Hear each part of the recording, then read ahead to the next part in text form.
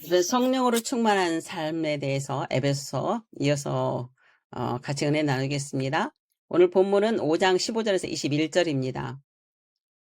5장 18절에서 21절만 함께 봉독하시겠습니다. 시작.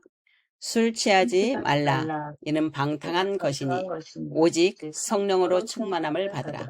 시와 찬송과 신령한 노래들로 서로 화답하며 너희 마음으로 주께 노래하며 찬송하며 범사의 우리 주 예수 그리스도의 이름으로 항상 아버지 하나님께 감사하며 그리스도를 경외함으로 피차 복종하라. 네. 사랑하는 우리 하늘가족 여러분, 오늘 우리는 에베소 5장 15절에서 21절 말씀을 통해서 참 혼란하고 혼탁한 세상 속에서 우리가 어떻게 살아가야 되는지 함께 알아보고 은혜 나누는 시간을 갖고자 합니다. 사도 바울은 15절에서 이렇게 말씀하고 있습니다. 그런즉 너희가 어떻게 행할지를 자세히 주의하여 지혜 없는 자같이 하지 말고 오직 지혜 있는 자같이 하라 그래서요. 여러분의 지혜가 있습니까? 없습니까? 여기 있지요. 왜냐하면 하나님의 생명이 여러분 안에 있고 그 생명, 예수님이 바로 지혜세요. 네. 그런데 새로운 피조물로 거듭난 성도들이, 지금 에베소 성도들이 하나님의 그 지혜를 나타내지 못하고 세상 속에 살고 있는 것 같아요. 그래서 이렇게 이야기를 하고 있어요. 어떻게 행할지를 자세히 주의해서 보라 그래요. 하나님의 지혜가 없으면은요, 사람의 지혜로는 어리석게 할 수밖에 없어요. 그것을 지금 이야기하고 있어요. 그렇게 권면하고 있는데요.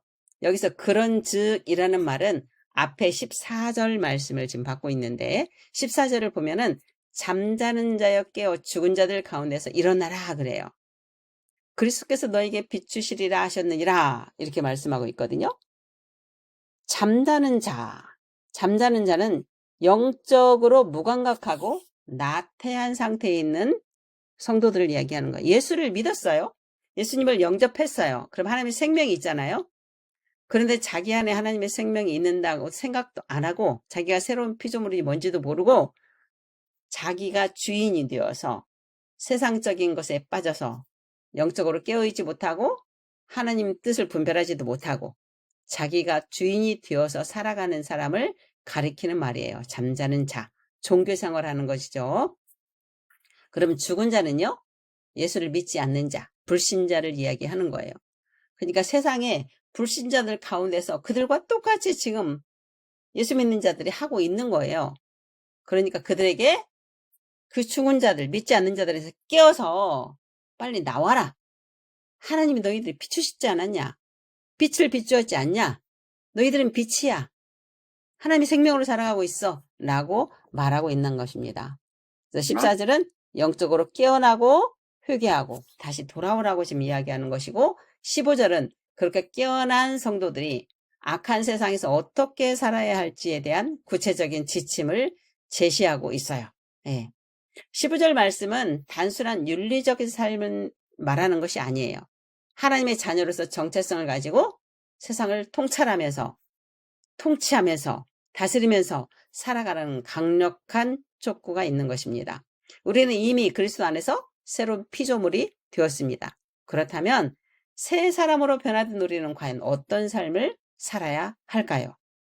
자, 첫째는 시간을 구속하는 지혜로 살아야 됩니다. 바울은 16절 17절에서 세월을 아끼라 때가 악하니라 그래요. 세월을 아껴라. 세월을 어떻게 아낄까요? 세월 아끼라는 말은 헬라어로 엑사고라조라고 해서 값을 지불하고 사다. 시간을 값을 지불하고 사는 거예요.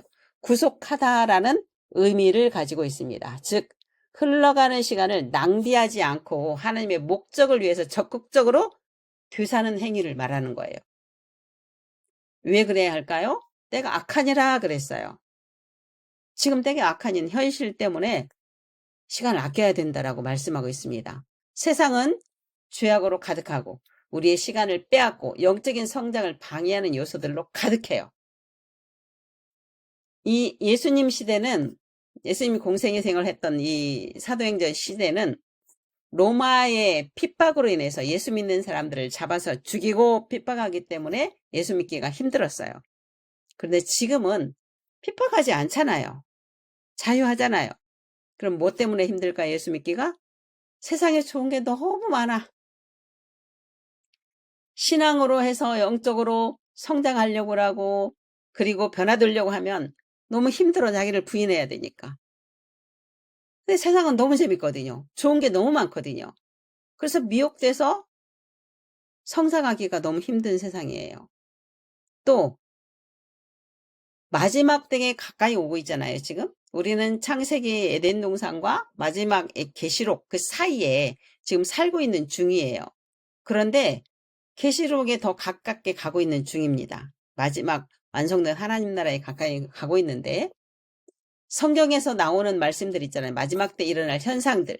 사랑이 식어가고 나라와 나라가 싸우고 전쟁과 기근이 일어나고 이런 일들이 재난의 시작이라고 했잖아요. 마지막 때의 시작. 이미 이루어지고 있어요. 지금 과정에 있는데, 마지막 때가 되면 될수록 미혹하는 것들은 더 날뛰게 됩니다. 안 믿는 사람이 미혹되는 것은 분별하기가 쉬운데요. 믿는 사람들이 미혹하는 경우가 지금 많다는 것을 보여지고 있어요. 목회자가, 세상적으로 유명한 크리스찬들이 잘못 가고 성도들을 잘못 이끌어가고 있어요. 우리 성도들이 착각하는 게 뭐냐면 세상으로 유명한 사람은 하나님 말씀하는 게 다 맞다라고 착각하는 경우가 있더라고요. 제가 지난주 목요일 날도 말씀을 드렸지만 우연히 유튜브에서 모스탄이라는 사람 방송에 계속 시끄럽게 나오잖아요. 그 사람이 거짓 뉴스를 퍼뜨리는 사람이에요. 미국에서. 우리나라를 가지고. 자기 나라도 아닌데.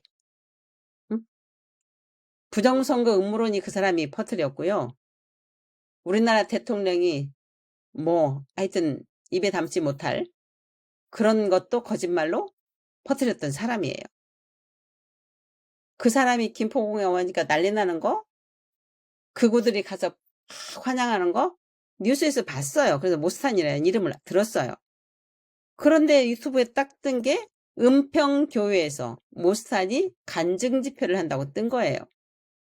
이 사람이 크리스찬이야?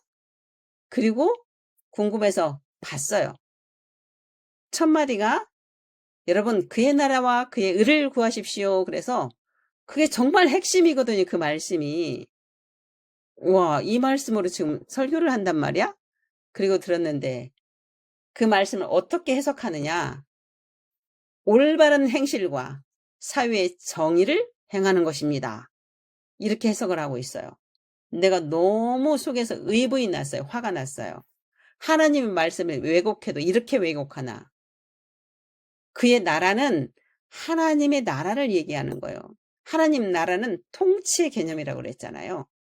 히브리어 말쿠츠, 헬라어 바실레이아, 영어로는 킹덤 오브 갓, 킹덤 오브 헤븐 이거라고 그랬잖아요. 하나님의 통치 안에서 우리 안에 하나님의 생명이 하나님의 의예요. 예수님의 의잖아요. 그분이 우리를 통해서 나타나는 삶이 그의 나라와 그의 의를 구하는 거예요. 나타난다는 건 뭐예요? 말씀대로 말하고 느끼고 생각하고 선포했을 때 그 말씀이 실제로 우리 삶에 나타나는 거. 하늘에서 이루어진 것이 땅에서 이루어지는 그것이 의를 나타내는 거예요. 그런데 엉뚱하게 올바른 행실, 사회 정의를 행하는 거. 생각해 보세요. 내가 아무리 올바른 행실을 하고 세상에 착한 일을 하고 사회 정의를 구현을 해도 내가 주인이 돼서 내가 행하는 것은 하나님이 절대 받지 않으세요.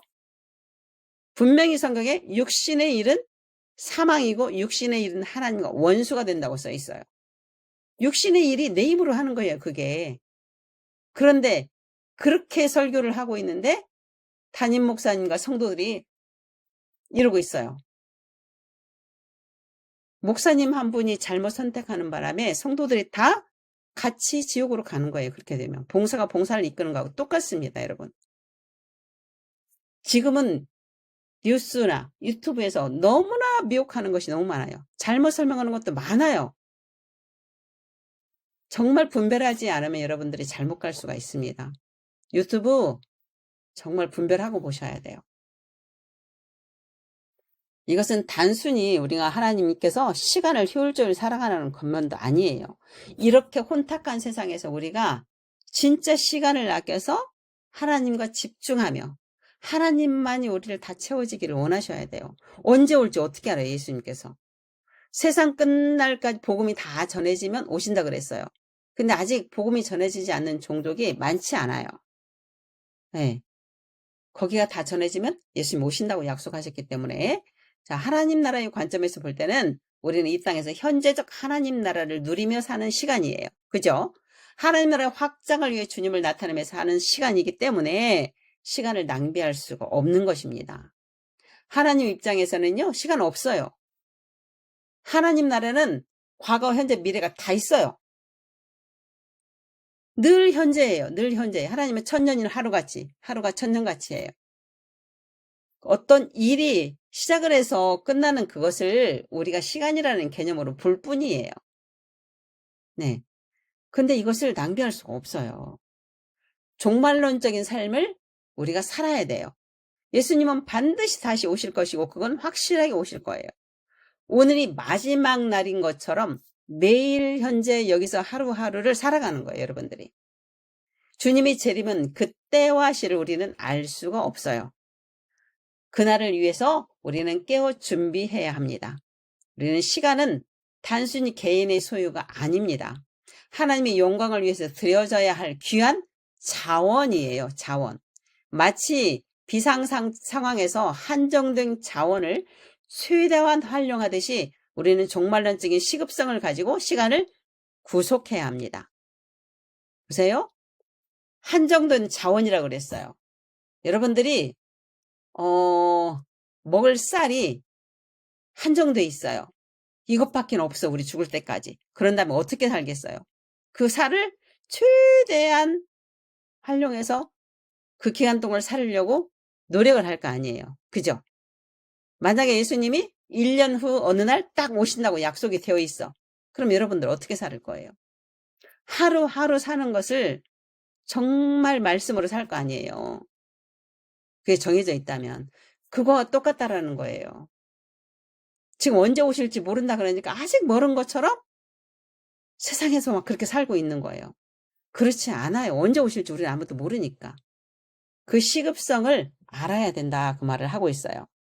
자, 죽은 자들처럼 어리석은 자가 되지 말고 주님의 뜻이 무엇인지 분별하여 하나님을 기쁘시게 하는 그리스도 의식으로 살아야 합니다. 하나님의 뜻을 분별해야 됩니다. 주님을 나타내고 싶어 안달이 나야 됩니다. 나의 하루가 아니라 하나님의 하루를 살아가야 합니다.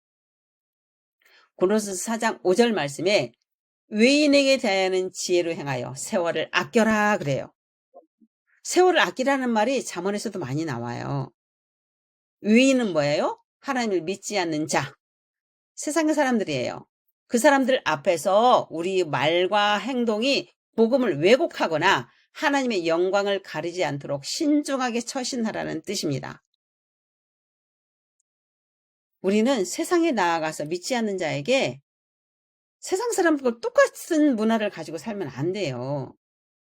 하나님 나라의 문화를 그들에게 보여줘야 돼요. 하나님 나라의 문화는 뭐예요?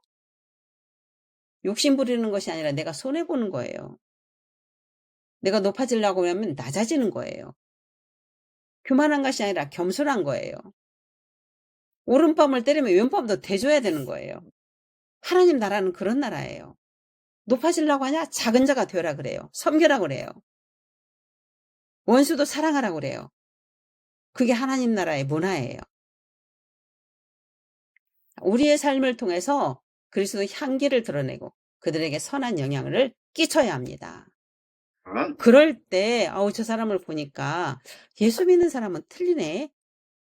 뭐 예수 믿는 사람은 저런 거야? 나도 그럼 예수를 믿어볼 거야. 이렇게 해야겠죠. 성경에서 말하는 지혜는 하나님의 뜻을 아는 것과 그 뜻대로 살아가는 것을 말하는 거예요. 그리스도의 삶은 그리스도다운 삶, 예수님을 나타내는 삶, 성령님을 인도하심을 따라가는 삶을 의미하는 거예요. 우리가 주어진 시간을 낭비하지 않고 복음 전파와 선한 영향력을 끼치는 일, 이것이 하나님을 나타내는 거고 하나님의 목적을 위해 적극적으로 되사서 시간을 활용하는 그런 일이에요.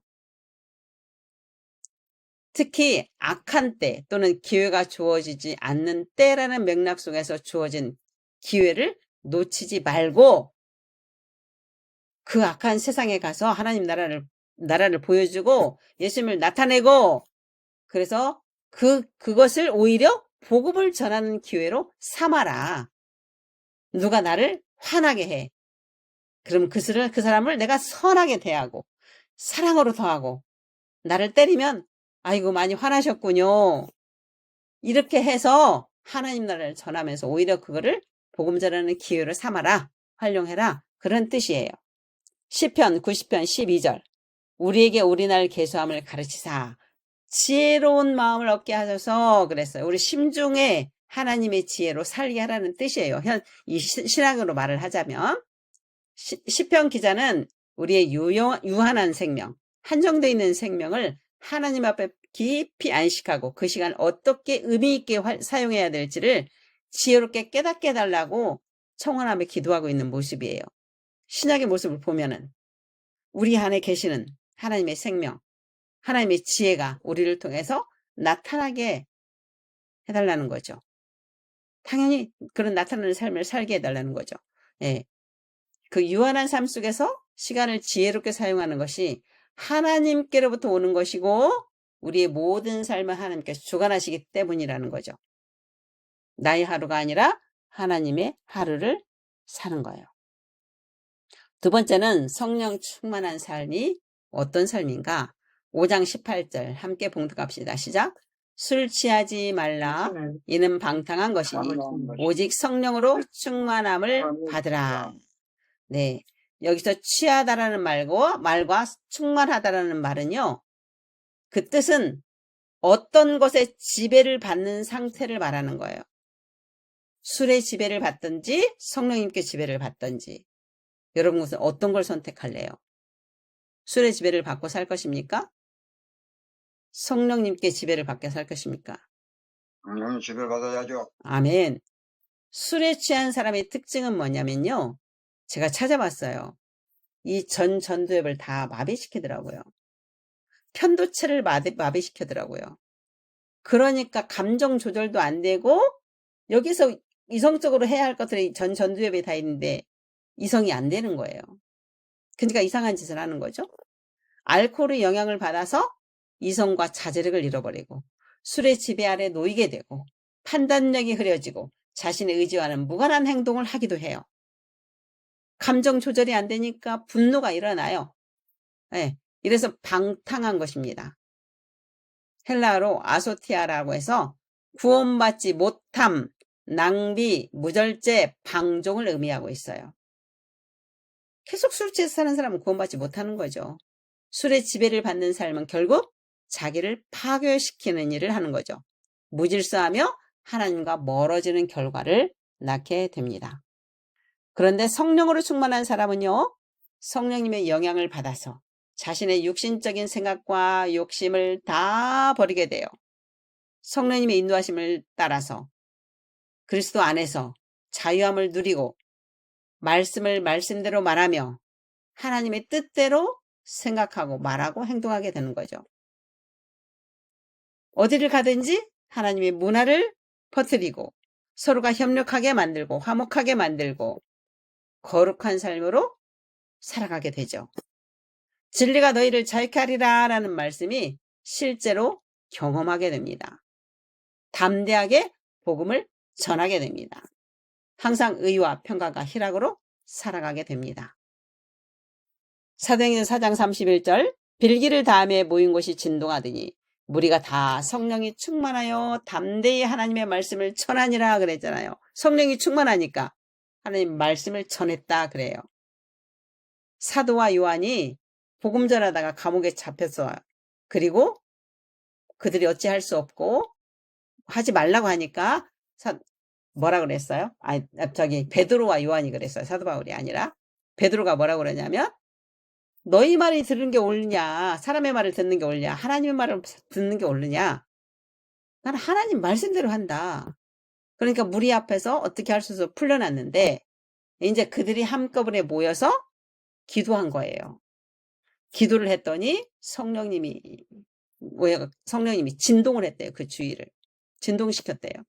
실제로 성령님이 강력하게 체험을 하면 우리 몸이 막 진동할 때가 있습니다. 나도 주체할 수가 없어요. 몸이 진동을 하면. 그래서 담대히 하나님 말씀을 전하였다라고 하고 있어요. 갈라디아서 5장 22절 23절은 오직 성령의 열매는 사랑과 희락과 화평과 오래 참음과 자비와 양성과 충성과 온유와 절제니 이 같은 것을 금지할 법이 없느니라 그랬어요. 이게 성령의 9가지 열매예요. 이 성령의 열매를 보세요. 나쁜 거 있습니까? 하나도 없어요. 하나님의 성품이 그대로 나타나는 거예요. 성령 충만한 사람은 어디를 가나 이런 열매들이 나타나서 주위를 변화시키는 일을 하고 있는 거예요. 네. 우리가 성경에 보면 성령 세례가 있고 성령 체험이 있고 성령 충만함이 있어요. 성령 체험이라는 말은 안 나오는 것 같기도 한데요. 어쨌든 3가지 말로 우리가 얘기를 하고 있어요. 성령 세례는 개혁주의에서는 예수님을 영접할 때 우리 안에 내주하시는 성령님을 성령 세례라고 이야기를 해요. 근데 오순절 계통에서는 방언을 받는 것을 성령 세례라고 이야기를 해요. 어쨌든 성령이 우리 안에 임하시고 하는 것이 성령 세례예요. 그렇다면 성령 체험은 일시적으로 성령님이 딱 내 몸을 통치함으로 인해서 막 알 수 없는 눈물이 쏟아진다든가 기쁨이 있다든가 말씀이 확 열어지고 말씀이 막 크기가 커지면서 막 말씀이 움직인다든가 성령 체험을 하면 그런 일이 일어납니다. 몸을 진동한다든가 우리 몸을 내가 어떻게 할 수 없이 막 그렇게 된다든가 그런 것이 성령 체험이에요. 근데 성령 체험을 한 다음에는 반드시 말씀과 기도로 지속적으로 나가야 성령 충만으로 이어지는 거예요. 늘 그리스도 안에서 성령님 안에서 성령님의 인도함을 받는 자가 성령 충만이에요. 그런데 대부분 성령 체험을 하고 나서 그걸로 끝나고 또 기도하다가 성령 체험하고 그 다음에 끝나고 하는 경우가 굉장히 많습니다. 이 사람들이 대부분이에요. 저도 7년을 이 생활을 했어요. 성령 체험을 하면 너무 날아갈 듯이 기분이 좋은데 다시 무슨 일이 있으면 떨어져가지고 헤매다가 다시 또 성령 충만 받다가 이것을 7년을 했어요. 왜 그런지를 몰랐어요. 너무 답답했어요. 가르쳐주는 사람 아무도 없었어요. 성령 체험 후라는 책을 읽고 알았어요. 성령 체험을 하게 되면 빛이 강하게 임하니까 어둠이 드러나고 그때부터 영적 싸움이 시작이 되는 거예요. 시작. 좋지 않은 것이 드러나게 돼 있어요.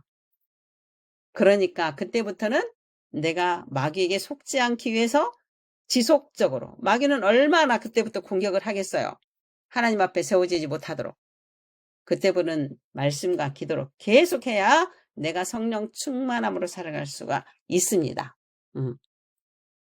그렇게 충만할 때 우리는 지혜 없는 자 같이 행하지 않고 하나님의 뜻을 분별해서 하나님의 지혜로 살아갈 수가 있어요. 갈라디아서 5장 16절에는 내가 이르노니 너희는 성령을 따라 행하라. 그리하면 육체의 욕심을 이루지 아니하리라 그러잖아요. 성령님을 따라서 행하면 말씀대로 살아갈 수밖에 없어요.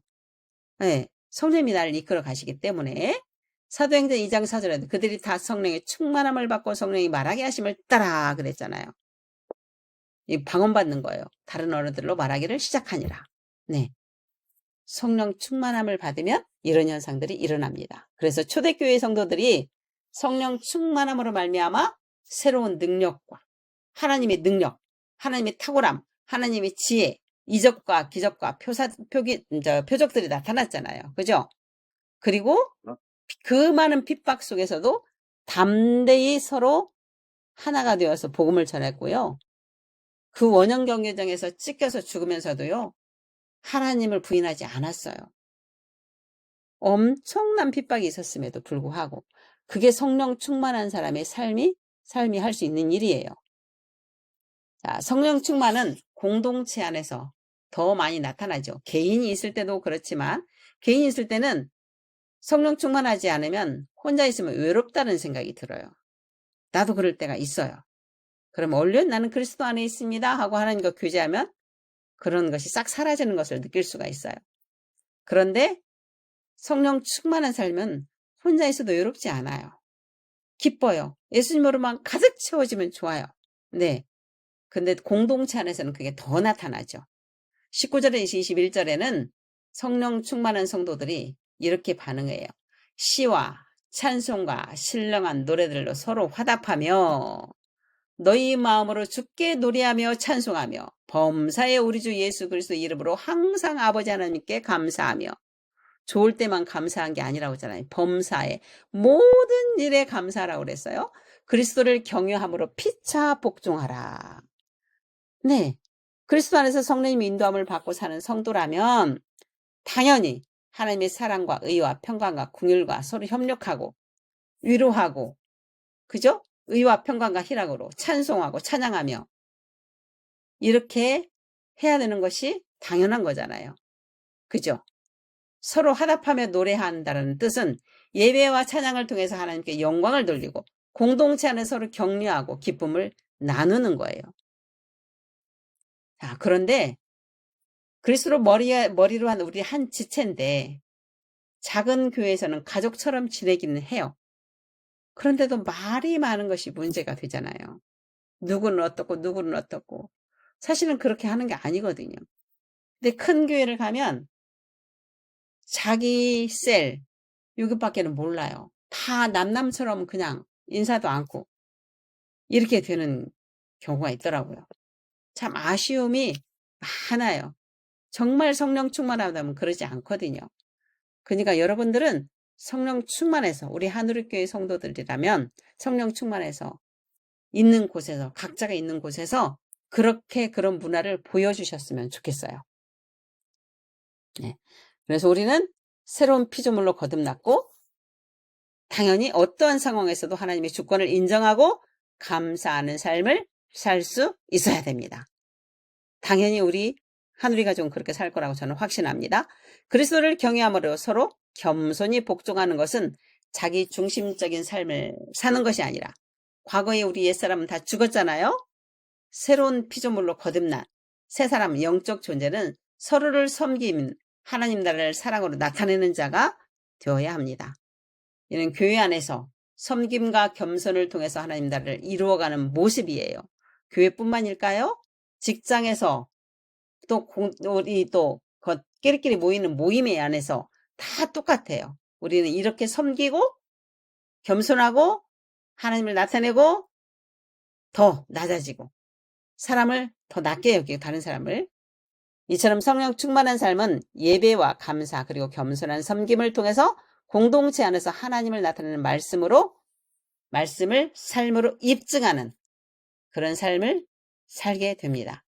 빌립보서 2장 3, 4절은 아무 일에든지 다툼이나 허영으로 하지 말고 그랬어요. 다투지 말라는 거예요. 허영이라는 게 뭐예요? 잘하는 척, 있는 척. 제가 잘 사는 부자가 되는 사람하고 가난한 사람하고 특징에 대해서 좀 들어봤어요. 알아봤어요. 그랬더니 잘 사는 사람은 부자들은요. 허영을 내세우지 않더라고. 자기가 잘 산다고 일부러 보일 필요가 없어요. 잘 사니까. 그리고 조그만 것을 아껴요. 근데 못 사는 사람들은요.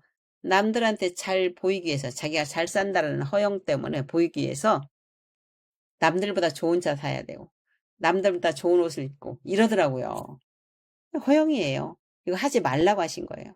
오직 겸손한 마음으로 각각 자기보다 남을 낮게 여기고 그런데 남을 하대하는 경우가 많잖아요. 우리는. 교만이에요. 교만이에요. 저도 많이 그랬기 때문에 이 말씀을 어느 날 내가 레마로 받았어요. 그래 다른 사람을 나보다 낮게 여겨야지. 그런데도 쉽지 않더라고요. 변화되는 것이. 네. 진짜 다른 사람을 나보다 낮게 여겨야 돼요. 나보다 못 배웠든 못 살든 상관없어요. 하나님의 자녀는 다 똑같아요. 하나님이 그 사람을 어떻게 사용할지 어떻게 알아요? 하나님의 시선으로 본다면 각각 자기를 돌볼 뿐더러 또한 각각 다른 사람들의 일을 돌보아 나의 기쁨을 충만하게 하라 그랬어요. 겸손하고 다른 사람 일을 돌보아 주는 것이 하나님의 기쁨을 충만하게 하는 거라는 것이에요. 골로새 3장 16절 그리스도의 말씀이 너희 속에 풍성히 거하여 모든 지혜로 피차 가르치며 권면하고 시와 찬송과 신령한 노래를 부르며 감사하는 마음으로 하나님을 찬양하고. 우리 본문 말씀하고 똑같이 있잖아요. 골로새서에서. 그죠? 말씀이 너희 속에 풍성히 거하여 그랬어요. 거한다라는 말은 일시적으로 있다가 나오는 것이 아니에요. 항상 우리 안에 말씀으로 가득 채워져 있어요. 성령님의 통치 안에서 그 말씀으로 가득 있어야 된다라고 말하고 있는 거예요. 그래야 그 하나님의 지혜로 서로 같이 가르치고 권면하고. 어린아이한테도 우리가 배울 게 있잖아요. 목사는 다 아나요? 아니요. 하나님에 대해서 목사가 어떻게 다 알겠어요. 정말 요만큼밖에 몰라요. 조금 먼저 알았다고 가르치는 것 뿐이에요. 그러면 성도한테 배울 것이 없나요? 아닙니다. 성도들한테 배울 것이 많이 있습니다. 목사도. 서로가 배워야 되는 거예요. 사랑하는 하늘의 가족 여러분, 우리는 더 이상 영적으로 잠자고 죽어있던 그런 사람이 결코 아닙니다. 우리는 그리스도 안에서 새로운 피조물이 되었고 성령의 충만함을 받아 이 악한 세상을 통치하고 다스리며 하나님을 나타내며 살라고, 하나님 나라를 확장하라고 부르심을 받은 자예요. 부르심을 받았어요. 여러분 각자에게 다 소명이 있어요. 하나님이 그저 어쩌다가 태어난 사람이 없어요. 하나님은요. 우리를 그렇게 부르셨어요. 시간을 구속하고 늘 성령으로 충만하여서 공동체 안에서 어느 공동체든지, 교회 공동체든지, 직장의 공동체든지, 모임의 공동체든지, 가정의 공동체이든지 그 공동체 안에서 서로를 사랑하고 섬김으로써 하나님의 말씀을 우리의 삶과 교회를 통해서 실천하고 나타내고 말씀을 입증하는 삶을 살아야 합니다. 세상은 여전히 어둡지만 우리는 빛 가운데 행하는 자들입니다. 우리 한 사람 한 사람이 성령 충만함으로 빛을 발할 때 교회 공동체 그리고 어떤 공동체든 간에 세상의 하나님 나라를 새로운 문화로 만들어주는 등대가 되어야 합니다. 여러분이 그런 문화를 만들어 가야 합니다.